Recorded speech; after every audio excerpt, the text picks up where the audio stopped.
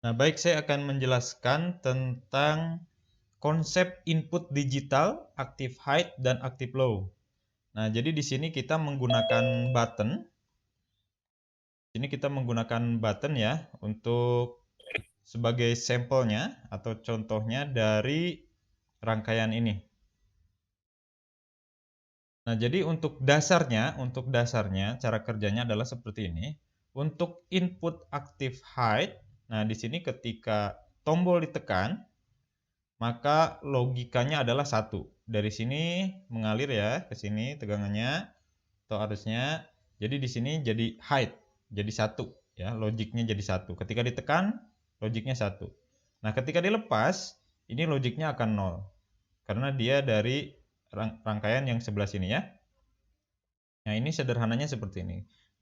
Active high, ingat saja, ketika diaktifkan maka dia akan high, berarti rangkaiannya seperti ini.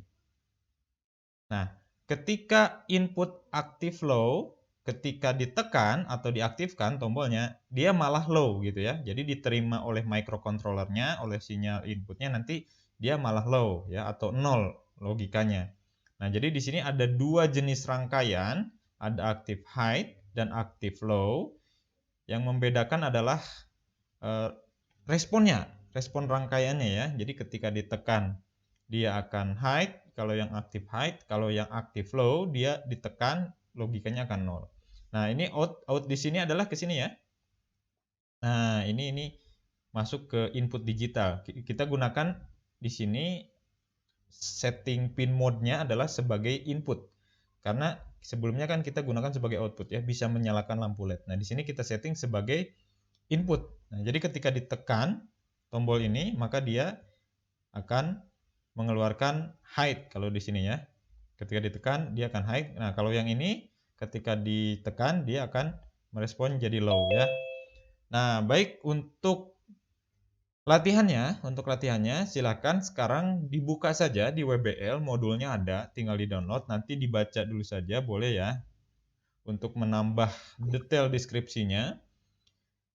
Pada intinya sebetulnya pembelajarannya hanya itu saja ya. Namun untuk detailnya misalnya ingin menambah lagi pemahaman itu boleh dibaca juga di sini ya.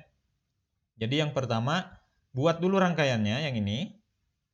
Buat dulu rangkaiannya, kemudian setelah selesai, screenshot dan kirimkan ke grup WA. Ya, seperti itu ya.